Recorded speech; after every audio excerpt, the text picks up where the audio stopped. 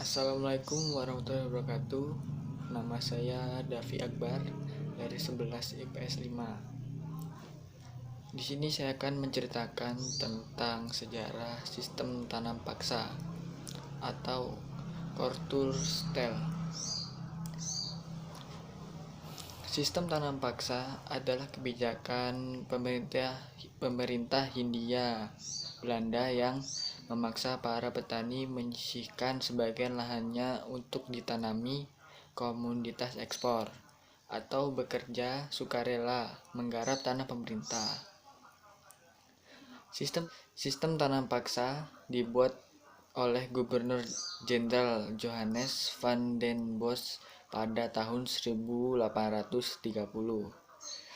Van den Bos mewajibkan para petani menyediakan 1/5 atau 20% lahannya untuk ditanami komoditas yang sangat laku di pasar Eropa.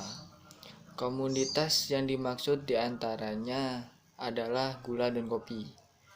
Tanaman ini ditanam di samping padi yang digarap petani yang tak punya sawah. Para petani diminta bekerja menggarap lahan mirip pemerintah Hindia Belanda. Lama masa kerja mencapai 1/5 tahun atau 66 hari. Tani baru mendapat keuntungan jika hasil tanam nilainya lebih tinggi dari pajak yang dibebaskan. Namun jika gagal panen, maka petani harus mengganti rugi.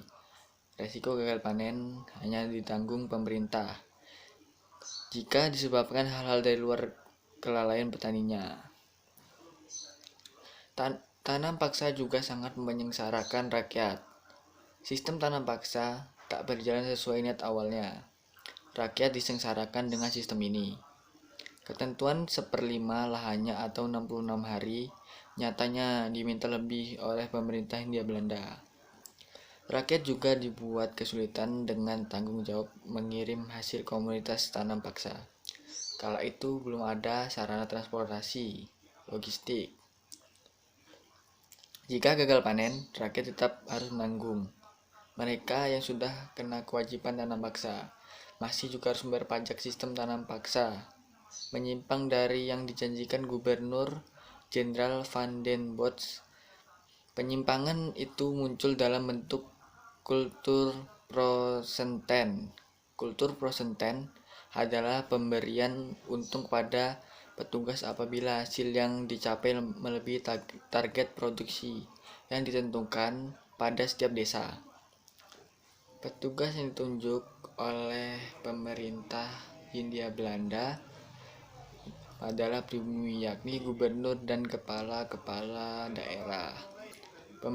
Pemberian premi yang dimaksudkan agar para petugas itu bekerja dengan baik ternyata disalahgunakan. Tenaga petani diperas demi mengejar premi sebanyak-banyaknya. Lalu di pertengahan 1850-an, penulis Edward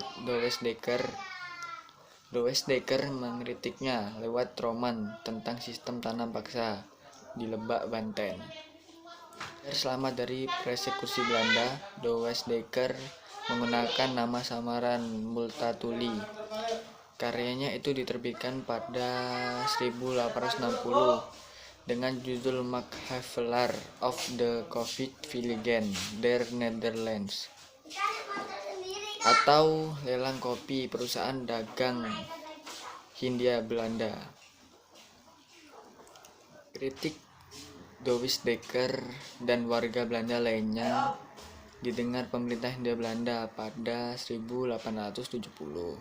Kulturstijl atau tanam paksa dihentikan setelah dikritik keras. Pemerintah Hindia Belanda mengeluarkan UU Agraria pada tahun 1870 dan UU Gula pada 1870 yang diberlakukan antara 1830 sampai 1877. Berkat tanam paksa, rakyat pribumi atau rakyat Indonesia telah memperkaya rakyat Belanda hingga 823 juta gulden atau setara 6,8 triliun berdasarkan kurs Desember 2019. Sebagai ganjaran, Gubernur Jenderal Van den Bosch selaku penggagas dianugerahi gelar Graaf oleh Raja Belanda pada 25 Desember 1839. Baik, terima kasih. Hanya itu yang dapat saya sampaikan. Mohon maaf jika ada salah kata. Wassalamualaikum warahmatullahi wabarakatuh.